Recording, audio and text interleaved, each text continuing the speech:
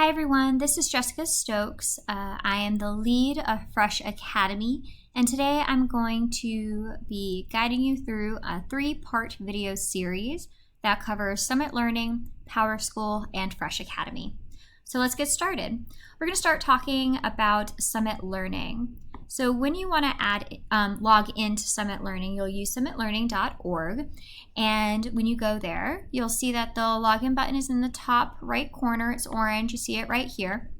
When your students want to log in, they will use their student school Gmail and also the corresponding password, and this information has already been sent out by TechAt. However, it's important for you as a parent or guardian to know that information regarding parent login will go out by the first day of school. That way, if your student changes their Gmail password, it won't affect your ability to log in. You will have your own username and your own password so that you can easily access the Summit information. Now, once you do log in, you are likely there because you are curious about this, your students' grades. And so you'll notice here that we can see the grades pretty easily, but these grades have a lot of information packed into them. And let's talk about what that means. So student grades are made up of 3 categories. 70% of their final grade comes from projects, 21% comes from power focuses, 9% comes from additional focuses, and then we also have something called challenge focuses. We won't dive deep into those today, so I'll just comment on them quickly. Challenge focuses are additional assignments and assessments that accelerate the class for students who the course might actually be too easy for. So it's additional challenging material that we can use for some students, but it does not impact their grade. Now, the first thing I'd like to talk about are the projects, which are worth 70% of their students' grade. So these include projects, essays, and presentations. Now, when you log into Summit, you will see something that looks a bit like this, and it's a little bit overwhelming, but when we break it down, it's actually not too bad. So you'll see that this student has 4 classes currently in Summit. They have their English class, science class, math class, and history class. Now, let's check out this student's English class. We see that at the very top line, we can find more details about the English class's projects. We're focusing on projects right now. And we see that the student has 1, 2, 3, 4, 5, 6, 7 projects for the year. So when you log into Summit, you will be able to see how many projects your child will be completing for the year. In this case, it is 7. Now, if we ask what project has the student already completed, we can tell by looking at this green project up front. It is scored, it is completed, and since it's green, we know the student has done well. And what project are they currently working on? If you look at the blue pacing line, we'll see that it is overlapping the from story ... project. That means this is the one that your student is currently working on. However, you can also tell that the unit is almost over. That means that the due date is very soon, probably in the next couple of days. So it might be a good time to check in with your student to determine, how they're doing with it and if they're ready to turn it in on time. Now, let's go check out the student's other class. Let's check out their science class. So when we look at this, things look a little bit different. We still see that they've completed 1 unit and they did well on it. And we can see that they're currently doing chemical reactions as their second unit. We see the pacing line here.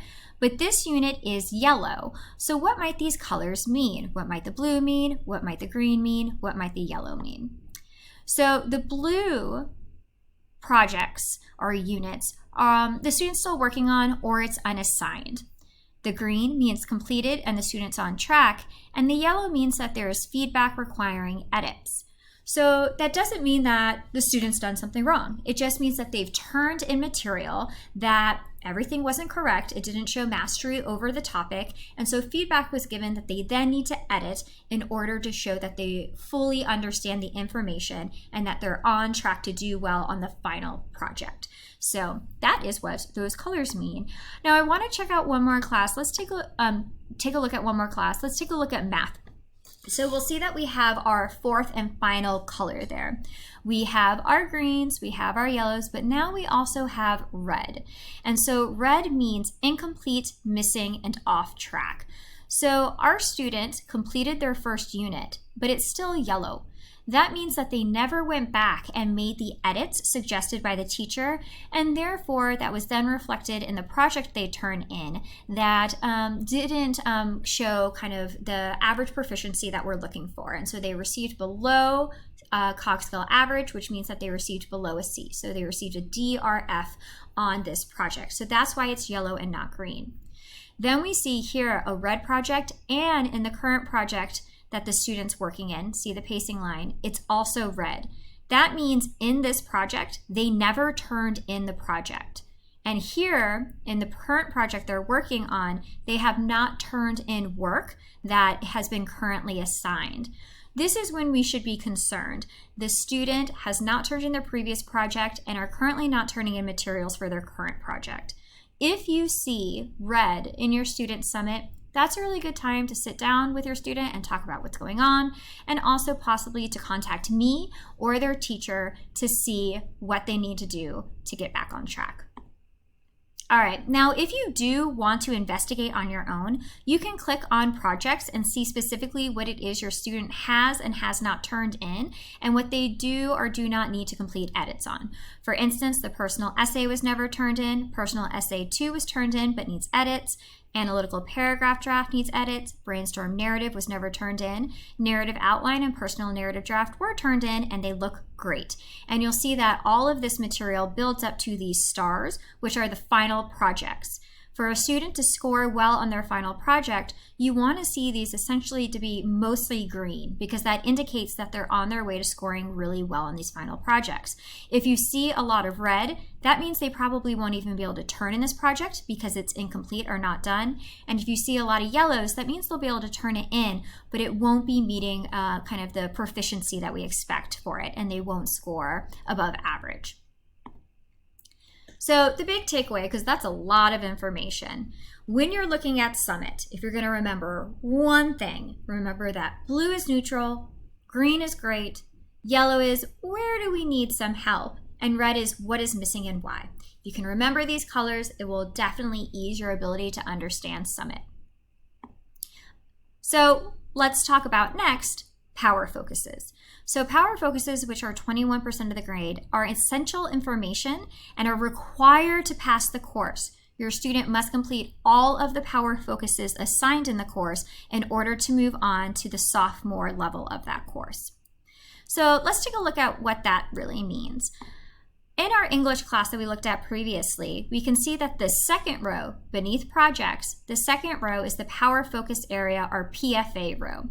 And we can see that our student has already passed 2 PFAs, green, green. They've passed these, happy day. And with the pacing line, they are currently working on their third one and on track. Now, for the entire course, the student will need to pass 1, 2, 3, 4, 5, 6, 7, 8, 9, 10 PFAs in order to complete the course. And so those are 10 required PFAs that we need to see green going all the way across.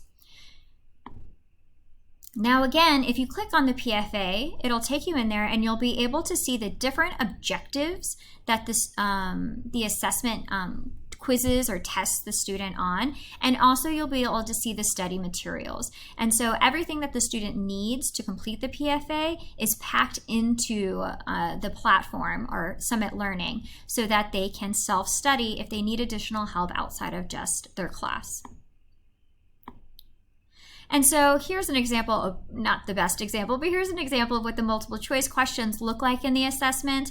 And say the student takes the assessment and this is what it turns out to be. So we can see that the student got a 7 out of 10, which would be frustrating for them because they need an 8 out of 10 to pass the assessment. So they'll need to retake the assessment to try to get an 8 out of 10. Now, it doesn't matter if they get an 8 out of 10, a 9 out of 10, or a 10 out of 10. All of those are considered passing, and they affect the student's score, final grade the same way. But if they don't pass it, they can take the assessment as many times as they need to pass it, as long as they show evidence of studying in between the different attempts on the assessment. And we can see here that the data that they receive back shows them which objectives they still need to study and which objectives they've already mastered. And so that helps them guide them on their studying journey. All right, last but not least, let's talk about additional focuses. So additional focuses are additional information. They're assessments that a student does not need to pass the class, but it does increase their grade. So the way to think about it is it's worth 9% of their final grade. It's essentially what a student needs to do to get an A.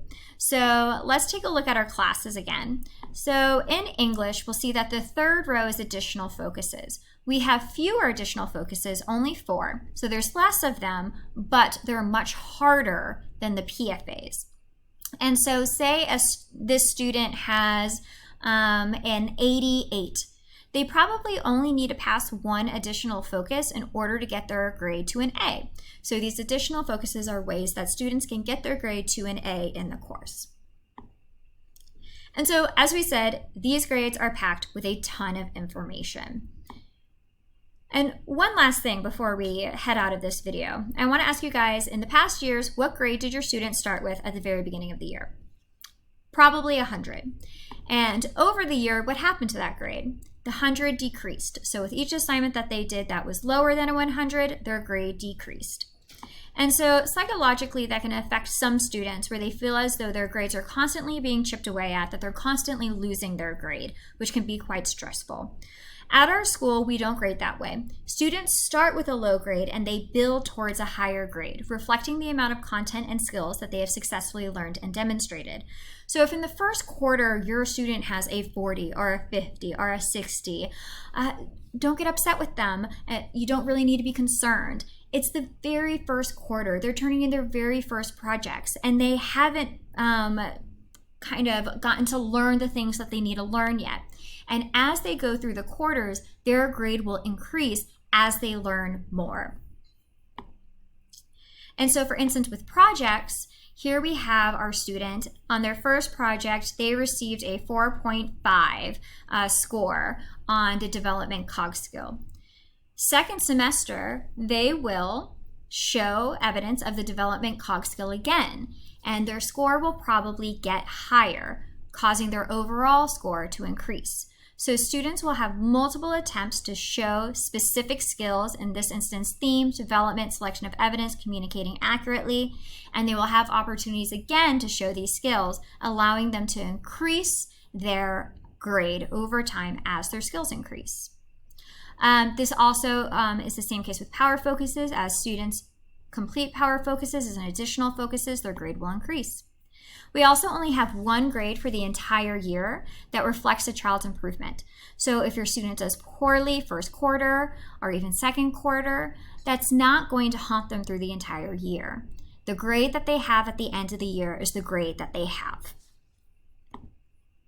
All right, in our next video, we'll be talking about power schools. I'll see you there.